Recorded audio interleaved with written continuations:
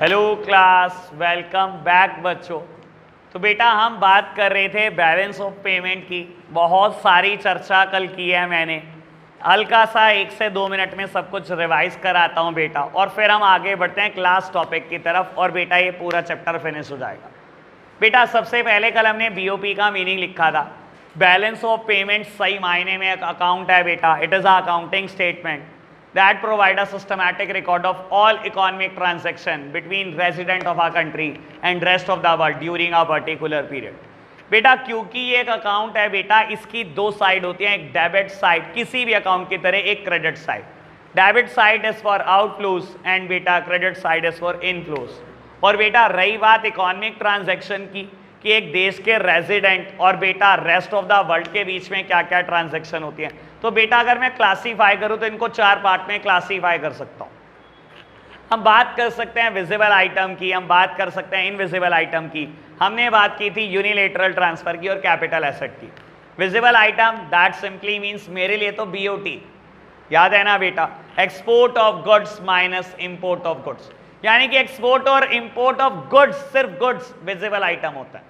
Services और technology या कोई नो हाउ या कोई पेटेंट, ये सब बेटा क्या होते हैं, ये सब इनविजिबल आइटम है बेटा, इनको किसी ने देखा नहीं है कभी, ठीक है ना। इनका एक्सपोर्ट और इंपोर्ट इनविजिबल आइटम में आता है। Unilateral transfer means one sided transfer, for example gift, और बेटा आप बोल सकते हो पेमेंट जो फैमिली मेंटेन करने के लिए आप करते हो बेटा, 2 देश आपस में करते हैं।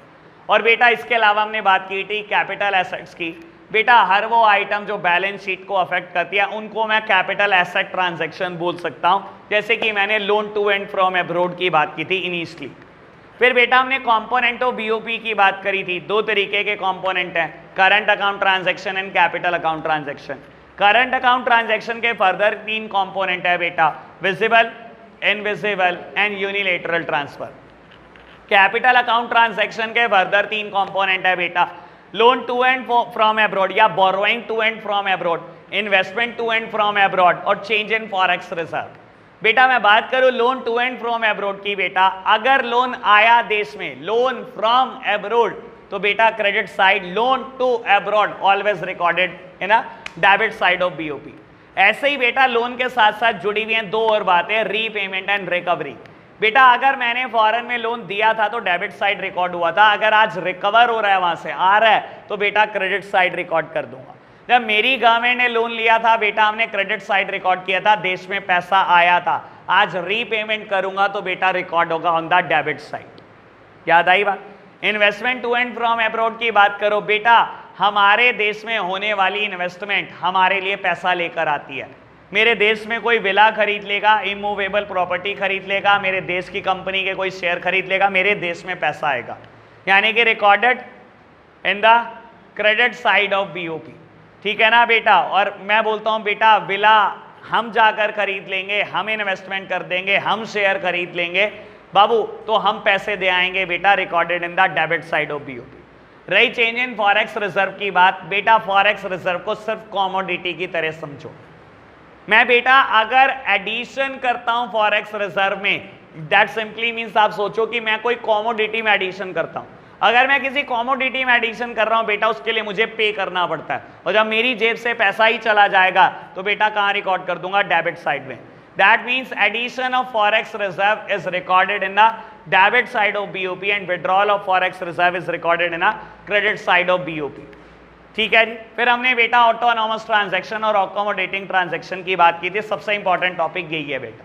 ऑटोनॉमस ट्रांजैक्शन क्या होती है बेटा, जो प्राइवेट सेक्टर करता है with the motive of profit earning, और बेटा अकोमोडेटिंग ट्रांजैक्शन जो गवर्नमेंट करती है to cover up the autonomous transactions, ठीक है ना बेटा।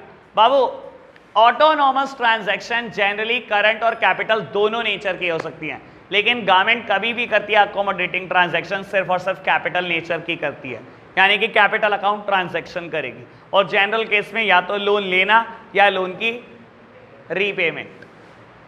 समझ आई बात, याद है ये सब कुछ। बस बेटा एक लास्ट टॉपिक करते हैं बाबू। एक बीच में मैंने बात छोड़ दी, बीओपी 3 तरीके का होता है, याद है आपको? कौन कौन सा? Surplus BOP, surplus balance of payment, balanced balance of payment, और बेटा डेफिसिट बीओपी। बेटा डेफिसिट बीओपी कब होगा? जब भी credit side of the BOP is less than the debit side of the BOP, हमेशा बेटा डेफिसिट बीओपी होगा। ठीक है जी। आज एक टॉपिक कराने जा रहा हूं, causes of deficit balance of payment. Causes of deficit balance of payment. Balance of payment deficit में आता क्यों है, क्या कारण है बेटा इसके? बाबू इसके 3 तरीके के कारण हो सकते हैं, बहुत आराम से चीजों को समझने की कोशिश करेंगे। ठीक है जी। सबसे पहले बात करूं तो बेटा इकोनॉमिक कॉज, कुछ इकोनॉमिक कॉजेज हैं बेटा, कुछ पॉलिटिकल कॉजेज हैं बेटा, और कुछ बेटा सोशल कॉजेज हैं।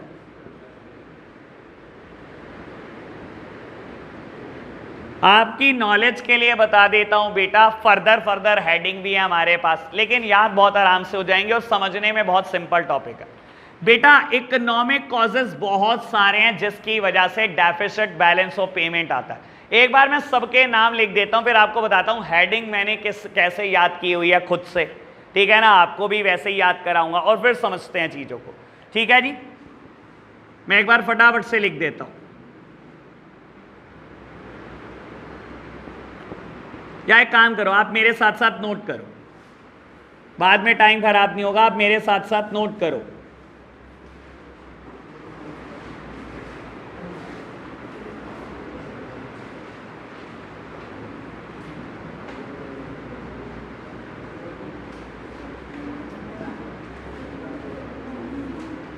बिल्कुल चुप।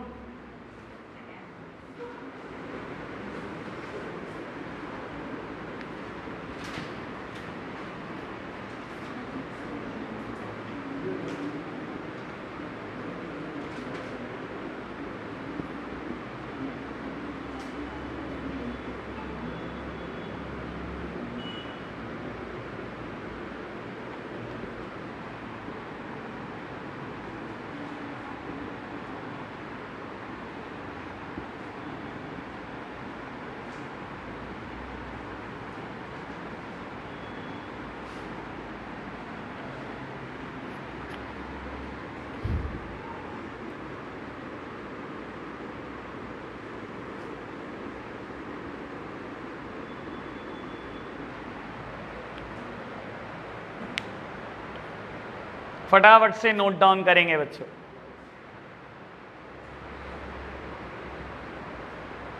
तो बेटा करते हैं स्टार्ट इकोनॉमिक कॉजेस के साथ। बात करेंगे इकोनॉमिक कॉजेस की, पहले साथ साथ इसको लिंक कर दूंगा सोशल कॉजेस के साथ। पहले ये बता दूं मैंने याद कैसे किया हुआ है। बुक में सीक्वेंस अलग है हेडिंग का, मैंने ऐसे याद किया हुआ है CDEF, G छोड़ दिया H और I, मैंने ऐसे याद किया हुआ। आपको जैसे याद हो जाए बेटा वैसे देख लेना। Cyclical fluctuation, CD development activities, E and F export fall होना, EF G छूटा हुआ है बेटा, H high rate of inflation, और बेटा फिर इंपोर्ट की बात की हुई है H के बाद I। क्लियर है ना कैसे याद किया हुआ है? चलो अब समझना शुरू करें। चलो बेटा देखो एक बात बता देता हूं, इकोनॉमिक कॉज में जो पहला कॉज है ना, वही कहीं ना कहीं बेटा बात मैं यहां पर भी लिखूंगा, कहीं ना कहीं कुछ बातें यहां पर भी लिखूंगा। लगभग ये तीनों हेडिंग में कोई अंतर नहीं है। समझने की बात करते हैं, साइक्लिकल फ्लक्चुएशन में आता क्या है बाबू? ये टर्म हम आईडी में भी पढ़ने वाले हैं फ्यूचर में। साइक्लिकल फ्लक्चुएशन मतलब बूम, मतलब रिसेशन, मतलब डिप्रेशन।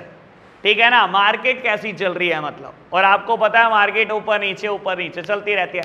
अब कोविड के टाइम पर रिसेशन डिप्रेशन है बेटा, थोड़े दिन में मार्केट उठेगी, मार्केट में बूम आएगा। बूम का मतलब होता है बेटा लोगों के हाथ में पैसा है, और रिसेशन का मतलब होता है बेटा मंदा है, लोगों के हाथ में बिल्कुल पैसा नहीं है। मैं यहां सिर्फ बात करने जा रहा हूं बेटा बूम पीरियड की। साइक्लिकल फ्लक्चुएशन का मतलब ऑल दो तीनों होता है कि मार्केट में डिप्रेशन है, रिसेशन है या बूम पीरियड है। मैं बोल रहा हूं बेटा बूम पीरियड है, मैं बूम पीरियड की बात करने जा रहा हूं। लोगों के हाथ में बहुत पैसा है। क्या ये एक डेफिसिट बीओपी की वजह बनता है? 100%। क्योंकि जब लोगों के हाथ में पैसा होता है ना बेटा, तो दिखावे के लिए हम पता नहीं क्या क्या करते हैं। और बेटा यही बात मेरे को डेमोन्स्ट्रेशन इफेक्ट में लिखनी है बेटा, दिखावा। और दिखावे के लिए क्या करते हैं बेटा, हम सरकार से तो कहते हैं बेटा कि ये हो रहा है ये हो रहा है, और अपनी हालत देखेंगे बेटा एप्पल का फोन खरीद लेंगे। पैसा है ना हाथ में, एप्पल कौन सा इंडियन ब्रांड है बेटा, खरीदो। पैसा कहाँ जाएगा, ये पैसा फॉरेन कंट्री तो जाएगा बेटा, और जाएगा बेटा तो फिर आपकी डेबिट साइड ही तो बढ़ने वाली है, डेफिसिट ही तो राइज होना है। हमें भी तो पहननी है ना बेटा लेवाइस की जीन्स, क्या होगा बेटा इससे, फॉरेन कंपनी है भाई, फॉरेन में ही तो पैसा जाएगा। तो बेटा ये होता है शोशोर दिखावों से, यही बात डेमोन्स्ट्रेशन इफेक्ट में, यही बात मैं साइक्लिकल फ्लक्चुएशन में बोल रहा हूं। लोगों के हाथ में पैसा होगा हमेशा, हमारा पूरा कल्चर इंप्रेस है बेटा वेस्टर्न कल्चर से, आधे से ज्यादा इंडियन है बेटा जो इंप्रेस होते चले जा रहे हैं बेटा। और आप देख लो बेटा, हमने वेस्टर्न कल्चर को इतनी तेजी से अडॉप्ट किया, आप सोच भी नहीं सकते। हमारा प्रिंसिपल कभी नहीं था, इंडियंस का प्रिंसिपल हमेशा से ये रहा, सेविंग करो, जितना कमाओ उसमें से थोड़ा सा जोड़ लो। इंडियंस ऐसे सोचा करते थे पहले, और वेस्टर्न कल्चर से हम इतना इंप्रेस होने लगे कि उनकी फिलॉसफी पता है क्या है बेटा, स्पेंडिंग बाय बोरोइंग, खर्चो चाहे लोन लेके खर्चना पड़े। और हाल इंडिया के अब देख लो बेटा, लगभग ऐसे हो चुके हैं। भाई साहब रिचार्ज कराने के पैसे नहीं होंगे, एप्पल का फोन निकलवा के आएंगे ईएमआई पर, गाड़ी में पेट्रोल डलवाने के पैसे नहीं है, गाड़ी चल रही है ईएमआई पर, क्रेडिट कार्ड धड़ाधड़ स्वाइप हो रहे हैं बेटा। इंडियंस का तो कल्चर ही नहीं था कभी ऐसा। तो बेटा ये सब हो किसके लिए रहा है, डेमोन्स्ट्रेशन इफेक्ट, या कह सकते हो change in taste and preferences of consumer. हमारी प्रेफरेंसेस कितनी बदल गई। नेशनल ब्रेकफास्ट हुआ करता था बेटा कभी परोंठे, है ना, आलू के वो भी, हाँ जी, और अब मैकडी, केएफसी, पिज्जा हट, डोमिनोज। क्या होता है बेटा ऐसी फ्रेंचाइज से, करे जाओ पेमेंट वहां पर, कहां जा रही है बेटा, सब foreign country. Again a reason of deficit BOP, बेटा टेस्ट एंड प्रेफरेंसेस बदल चुकी हैं हमारी, डेमोन्स्ट्रेशन इफेक्ट पीक पर है, दिखावा तो भाई साहब पीक पर है इस टाइम पर, ठीक है ना बेटा। और एज वेल एज कहीं ना कहीं साइक्लिकल फ्लक्चुएशन, तीनों का इंपैक्ट एक जैसा है बेटा, कहीं ना कहीं फॉरेन कंट्री को ही पेमेंट करे जा रहे हैं बेटा, तीनों की वजह से। बात समझ में आई, ऑल क्लियर बेटा। बात करता हूं डेवलपमेंटल एक्टिविटीज की। देखो बेटा, जब कोई कंट्री डेवलपिंग होती है ना, तो आपके बहुत सारी चीजों के लिए आपको डेवलप्ड कंट्री के ऊपर डिपेंडेंट रहना पड़ता है। हमारी कंट्री भी डेवलपिंग है, क्योंकि हमारे पास दो इतनी बड़ी समस्याएं हैं बेटा जो खत्म होने का नाम ही नहीं लेती, एक पॉवर्टी और एक अनएम्प्लॉयमेंट। जान ले रखी है भाई साहब इंडिया की, पता नहीं कितने करोड़ लोग अनएम्प्लॉयड है, कितने करोड़ लोग। एक टाइम पर स्टैट आया था बेटा 3.2 करोड़, 3 करोड़ 20 लाख। गलती से भी अगर आज स्टैट पब्लिश हो जाए तो मेरा ख्याल है 10 करोड़ क्रॉस होंगे। तो बेटा इतनी बड़ी जनसंख्या हमारी अनएम्प्लॉयड बैठी है, पता नहीं कितने लोग बीपीएल हैं बेटा, बिलो पॉवर्टी लाइन है। बाबू सरकार जितना कमाती है इनकी समस्याएं हल करने में निकाल देती है। हमारे पास कभी पैसा ही नहीं बचता कि हम R&D में कुछ लगाएं, कुछ रिसर्च करें, कुछ नया ढूंढें। तो इसकी वजह से हमें डेवलप्ड कंट्रीज के ऊपर डिपेंडेंट रहना पड़ता है बहुत सारी चीज़ों के लिए, with regard to technology, at least technology के लिए ही रहना पड़ता है बेटा सबसे ज़्यादा। तो अब क्या होता है बेटा, हम उनके ऊपर डिपेंडेंट है, हर चीज़ उनसे खरीद रहे हैं बेटा, क्योंकि हम अपने देश में R&D कर नहीं रहे बेटा। अब जब उनसे खरीदोगे आप तो क्या होगा बेटा, कहीं ना कहीं देश से पैसा जाएगा, कहीं ना कहीं आपकी डेबिट साइड ही तो बढ़ने वाली है, कहीं ना कहीं डेफिसिट ही तो राइज होने वाला है। आप बात कर लो, अब तो खैर फिर भी आर्मी के कुछ इक्विपमेंट्स बेटा देश में बनने लगे, लेकिन बहुत हद तक अभी भी हम इंपोर्ट करते हैं। किसी फाइटर जेट की बात कर लो, राफेल की बात कर लो, इतने बड़े बड़े मुद्दे हुए हैं हमारे देश में, सब हमने इंपोर्ट ही तो किया बाहर से। सर अगर हमने इंपोर्ट किया, आप समझो बेटा इनकी कीमत कुछ लैक्स में नहीं होती, कई करोड़ होती है, और कई करोड़ एक एक बार में जाते हैं बेटा। तो आप समझ सकते हो बेटा हमारी डेबिट साइड तो बढ़ेगी बढ़ेगी। तो डेवलपिंग कंट्री बहुत सारी चीजों के लिए डेवलप्ड कंट्री के ऊपर बेस्ड है बेटा, और वो कहीं ना कहीं एक मेजर रीजन हो सकता है डेफिसिट बीओपी का। बात क्लियर। उसके बाद मैं बात करता हूं एक्सपोर्ट का फॉल हो जाना या इंपोर्ट का बढ़ जाना, चाहे दोनों को इकट्ठे पढ़ लो बेटा। एक्सपोर्ट गिर जाएंगे तो मेरी क्रेडिट साइड गिर जाएगी, और गिर जाएगी क्रेडिट साइड तो आपको पता ही है क्या होगा, डेबिट साइड बढ़ जाएगी। डेबिट साइड का बढ़ना ही तो डेफिसिट है बेटा, चाहे दोनों को इकट्ठे पढ़ लो। इंपोर्ट का बढ़ जाना, एक्सपोर्ट का गिर जाना क्या करता है बेटा? डेफिसिट अराइज करता है। और ये बात खैर बड़ी सिंपल है, तो ये थर्ड और फिफ्थ पे कोई चर्चा है? क्लियर है ना ये बात? बेटा बात करते हैं फोर्थ पॉइंट की, हाई रेट ऑफ इन्फ्लेशन। बाबू महंगाई का बढ़ना, इन्फ्लेशन मतलब राइजेस इन प्राइसेस, ठीक है ना? महंगाई आना बेटा मतलब इन्फ्लेशन। आप खुद समझो बेटा, अगर मैं बोलूं इंडिया में हाई रेट ऑफ इन्फ्लेशन है, इंडिया में महंगाई चल रही है, तो बेटा अगर इंडिया में कोई सामान महंगा बिक रहा है या इंडिया में महंगाई है, तो हम बेटा उस चीज को इंडिया से खरीदना बंद कर देते हैं। क्या करते हैं हम बेटा? चाइना जिंदाबाद हमारा पड़ोसी। सर बिल्कुल परफेक्ट बात बोल रहा हूं। आप किसी फेस्टिवल को उठाकर तो देखो, हमें कोई चीज महंगी मिलती है इंडियन और कोई चीज सस्ती मिलती है चाइनीज, हम सस्ती तो खरीदना चाहते हैं ना, तो हम बेटा चाइना का प्रोडक्ट बाय करते हैं। Again a reason for the deficit BOP, क्योंकि ये पैसा अल्टीमेटली जाने तो बाहर वाला है, आप डायरेक्टली नहीं दे रहे। आप किसी पर्सन को दे रहे हो बेटा जो रिटेलर है सहारनपुर में, वो किसी पर्सन को दे रहा है बेटा जो दिल्ली में बैठा हुआ होलसेलर है, लेकिन वो इंपोर्ट कर रहा है बेटा चाइना से। इनडायरेक्टली पैसा तो चाइना ही जा रहा है ना ये। तो बेटा जब भी कोई चीज महंगी होगी इंडिया में, इन्फ्लेशन ज्यादा होगा, हमेशा चीजें फॉरेन की बिकनी शुरू हो जाती हैं बेटा। और जब फॉरेन की बिकेंगी बेटा, इनडायरेक्टली ये पैसा फॉरेन कंट्री जाने वाला है। तो बाबू again a reason of deficit BOP. मैंने 5 और 2 7 बात कर दी, देख लो एक बार, कोई प्रॉब्लम है क्या? कुछ रिपीट करूं? साइक्लिकल फ्लक्चुएशन में मैंने बूम पीरियड की बात करी। लोगों के हाथ में पैसा होगा, खर्चेंगे, और खर्चेंगे किस पर? जब हम इम्प्रेस ही एक ही लोग से हैं बेटा, वेस्टर्न कल्चर से, तो खर्चेंगे तो उन्हीं के लिए ना बेटा, उन्हीं के प्रोडक्ट पे खर्चेंगे, जाएगा बेटा पैसा बाहर। डेमोन्स्ट्रेशन इफेक्ट, ठीक है ना? सर्वे बोलता है ना बेटा, एप्पल से खींची गई सेल्फी 60% से ज्यादा मिरर सेल्फीज है। शोषा, और क्या कहते हैं इसको? तो कहते हैं शोषा और दिखावा। तो दिखावे के पीछे ही हो रहा है बेटा सारा काम, फॉरेन कंट्री पैसा जा रहा है, ठीक है ना? Change in taste and preferences of consumer, preferences हमारी बदल गई हैं बेटा। गाड़ी हमें चाहिए, वो भी फॉरेन कंपनी की, अपनी कौन सी चाहिए? अच्छा इसका तो इंजन खराब है, अपने देश की तो हर चीज़ वैसे ही खराब है। लावा का फोन माइक्रोमैक्स, ये कौन चलाएगा जी? हम तो चलाएंगे सैमसंग, वन प्लस या कोई और ब्रांड, ठीक है ना? सब हर चीज़ में फॉरेन कंट्री आगे आ चुकी है, हर चीज़ में हमारी प्रेफरेंसेस भी वैसी हो चुकी हैं बेटा। तो कहीं ना कहीं हम पे कर रहे हैं बाहर। यहाँ मैंने बात करी डेवलप्ड कंट्री, डेवलपिंग की, एक्सपोर्ट और इंपोर्ट की इकट्ठे बात करी, और महंगाई की बात करी। आपके देश में कोई चीज़ महंगी है तो आप बाहर से ही खरीदोगे सस्ती चीज़। इतनी बात ओके।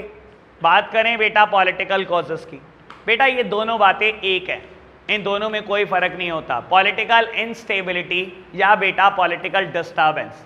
देखो बेटा एक बात बोल देता हूँ, अगर किसी कंट्री में पॉलिटिकल पीस नहीं है, पॉलिटिकली शांति नहीं है, तो बेटा आप अपनी देश में ना फॉरेन इन्वेस्टमेंट ना ला नहीं सकते। आज की तारीख में देखो बेटा बीजेपी को फिलहाल सेंटर में, क्या बेटा पूरी मेजॉरिटी से आई हुई है? बिल्कुल। क्या किसी के साथ टाई अप किया हुआ है उन्होंने? पूरी मेजॉरिटी से आई हुई है। ऐसी गवर्नमेंट सबको पता है 5 साल चल जाएगी, भागेगी। पॉलिटिकल स्टेबिलिटी है बेटा, पॉलिटिकली पीस है। तो बेटा अगर वो जाते हैं फॉरेन कंट्री में इन्वेस्टमेंट की बात करते हैं, तो कहीं ना कहीं फॉरेन कंट्री से कुछ ना कुछ इन्वेस्टमेंट आ भी जाती है, ठीक है ना? लेकिन अगर मैं यही बात करने की कोशिश करूं आज पाकिस्तान से, तो आपको पता है पाकिस्तान में पॉलिटिकली पीस बिल्कुल नहीं है, पॉलिटिकली बड़ी ज़्यादा इनस्टेबिलिटी है। इमरान खान की गवर्नमेंट भी कितने दिन चलेगी ये किसी को नहीं पता, क्योंकि बेटा कितनी महंगाई हो चुकी है पता है ना आपको? सुना होगा आपने, सुनी है ऐसी बातें कुछ किसी ने? चीनी 100 रुपये किलो बिक चुकी है, ठीक है ना बेटा? एप्पल का फ़ोन जो यहाँ पर 50-60 हज़ार का, वहाँ 1.5-2 लाख का हो चुका है। पेट्रोल के दाम भाग चुके हैं। गवर्नमेंट भाई साहब बहुत सीरियस डिप्रेशन में है वहाँ पर, ठीक है ना? वहाँ पॉलिटिकल इनस्टेबिलिटी है, कोई पॉलिटिकल पीस नहीं है, ठीक है ना? और लड़ाइयाँ ये कुछ ना कुछ टाइम में आप देखने की भी देखोगे, सुनोगे भी ये सब न्यूज़। और अभी उन्होंने वर्ल्ड बैंक से बेटा लोन की दोबारा डिमांड की थी, वर्ल्ड बैंक ने इस बार रिजेक्ट भी किया। तो बहुत पंगे चल रहे हैं बेटा, वहाँ कोई पॉलिटिकल पीस नहीं है। आप सोचो ऐसी कंट्री में कोई इन्वेस्ट करेगा? अभी जब भी पॉलिटिकल पीस नहीं होगा ना बेटा, आप अपनी कंट्री में फॉरेन इन्वेस्टमेंट नहीं ला सकते। और अगर आप फॉरेन इन्वेस्टमेंट नहीं ला सकते तो आपकी ये साइड, क्रेडिट साइड, कभी बढ़ेगी नहीं। क्रेडिट साइड याद करो, investment to and from abroad. अगर अब्रॉड से इन्वेस्टमेंट आती है तो मेरी क्रेडिट साइड बढ़ती है, और वो तभी आएगी जब आपके देश में पॉलिटिकली पीस होगा। और अगर पॉलिटिकली डिस्टर्बेंस है तो क्रेडिट साइड बढ़ नहीं सकती, और बढ़ नहीं सकती बेटा again a reason of deficit BOP, क्योंकि बेटा पाकिस्तान वाले भी एप्पल का ही फोन चलाना चाहते हैं। आप खर्च तो रहे हो बाहर और बाहर से आप कुछ नहीं रहा, ठीक है ना जी। हम इंपोर्ट ऑफ गुड्स तो कर रहे हैं, डेबिट साइड तो बढ़ रही है, पर एक्सपोर्ट हो नहीं रहा, इन्वेस्टमेंट बाहर से नहीं आ रही, कुछ भी नहीं हो रहा बाहर से। समझ आई बात? तो आज के लिए हम इतना ही रखते हैं, चैप्टर फिनिश हो गया, बाय बाय।